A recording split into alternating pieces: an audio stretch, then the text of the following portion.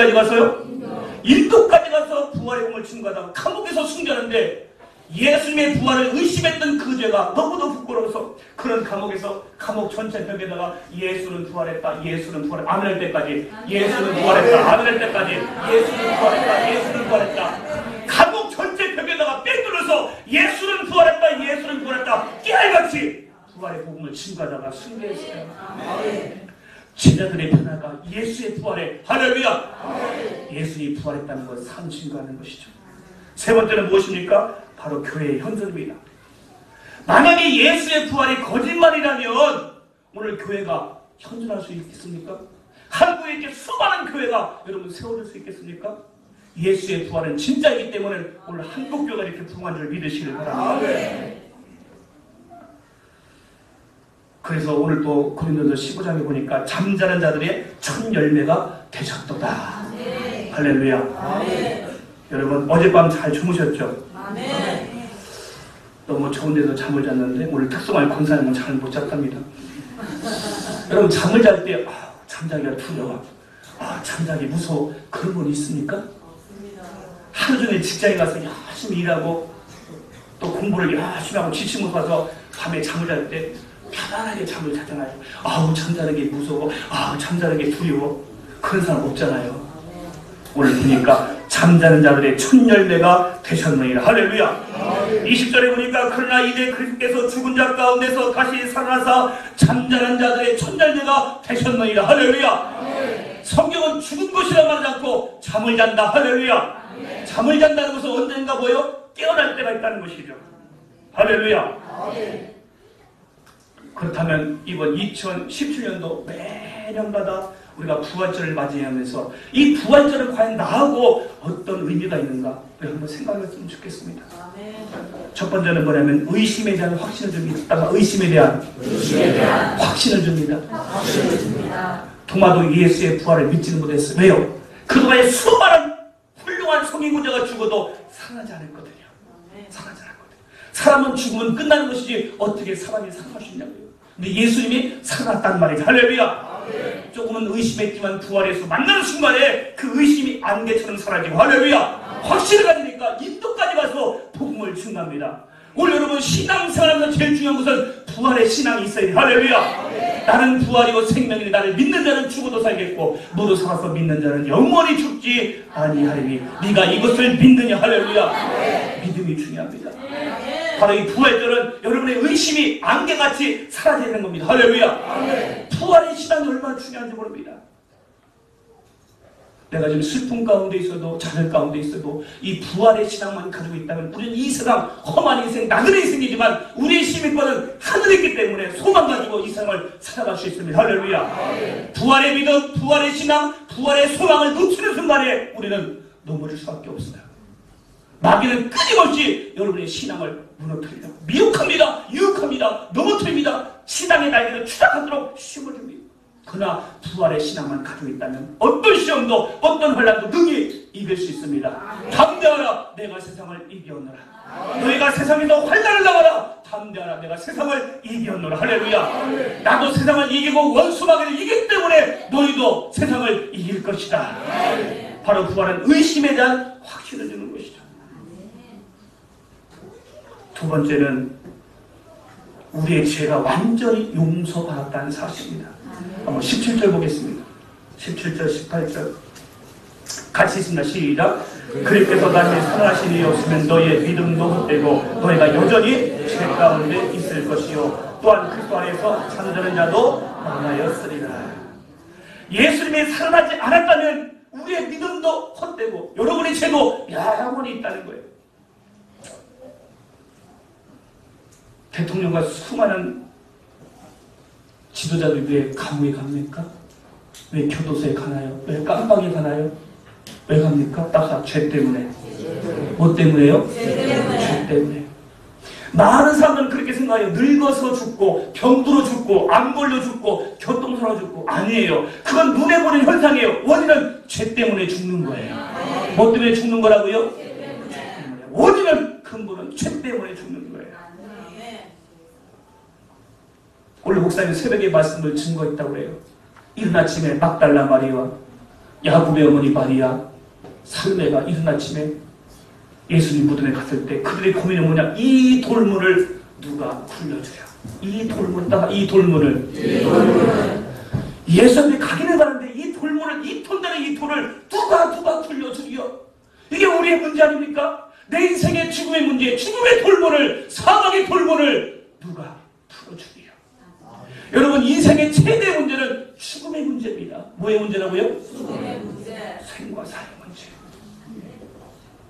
바쁘게 살아가니까 그러지만요, 여러분, 사형 선고 받으면 죽음의 문제가 얼마나 무서운지. 돈은요, 없으면 벌면 되잖아요. 많이 벌든 적게 벌든. 명예도요, 인기도 없으면 내가 노력하면 인기도 명예도 얻을 수 있어요. 근데 죽음의 문제는 그 무엇도 해결할 수 없어요. 바로 이 부활의 의미는 이 죽음의 문제, 죄의 문제를 용서받았다. 할렐루야! 인생의 최대 문제는 이 죽음의 문제를 해결받은 것입니다.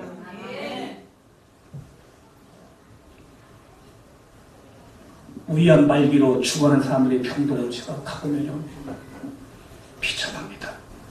그렇게 멋있던 사람이 비참한 모습으로 병원에 누워 있어요. 여러분, 위암 말기 병동 가보셨습니까? 먹지 못해가지고 링기를 꽂고 있어서 몸은 붓죠. 눈에 쉴배줄이 터지죠.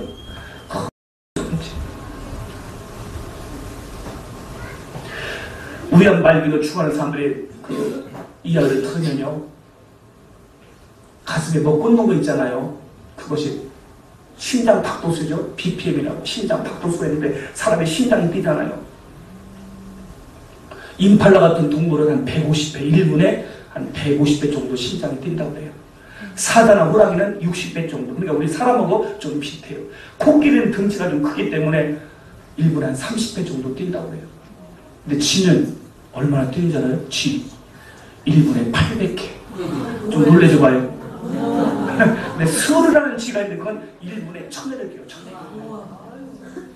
심장 박도수가 탁탁탁탁 뛰다가 30으로 내려가면 띠 소리 나요.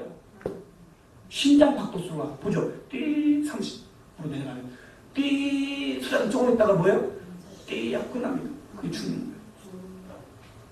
위암 말기로 고통당한 사람들이 보니까 그런데 30으로 내려가서 띠 하는데 이분의 숨을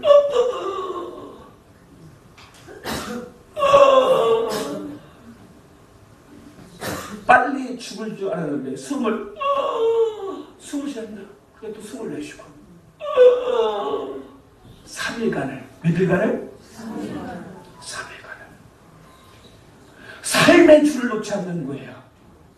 여러분, 내가 호흡하고 있다는 거, 걷고 있다는 거 얼마나 감사한지. 할렐루야! 내가 전국 전도를 하면서 이걸 가르쳐요. 한번 우리도 한번 숨을 한번 쉬어봐요. 다 함께 꺽꺽 하는 거예요. 시작! 장난하지 말고요. 다시 시작!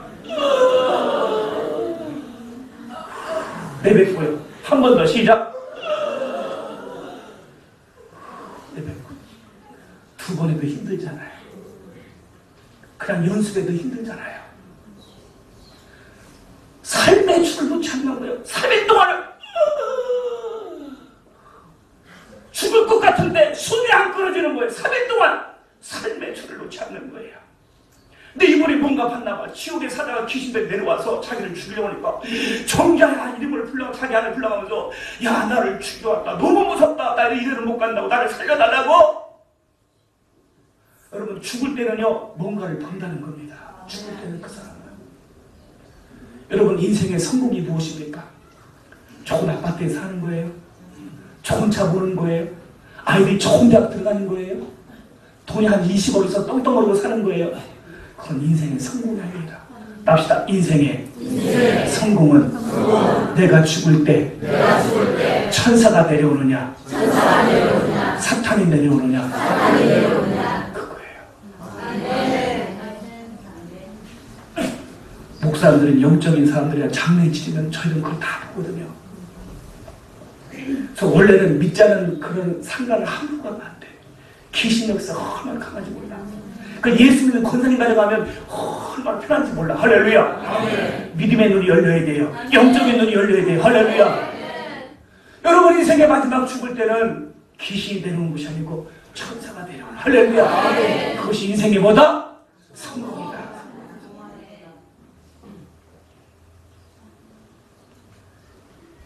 이지은 씨라는 불교 신자의 그 고백을 제가 간증을 들었거든요. 얼마나 오래 들었는지.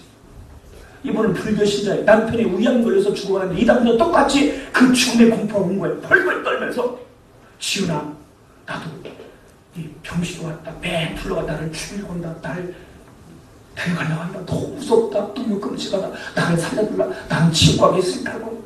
그 모습 보는 순간에 이 아내가 생각을 우리 남편도 지옥이구나. 그때부터 불교 신자지만 하나님이 살아계신지 천국이 있는지 지옥이 있는지 그건 모르겠지만 그때부터 교회 이 병원에 병원 와서 기도하는 소리나 찬수 들으면 가가지고 목사님이십니까? 집사님이십니까? 우리 남편이 죽어가요. 우리 남편 살려주세요. 우리 남편 구원해주세요. 막 기도를 부탁했다는 거예요.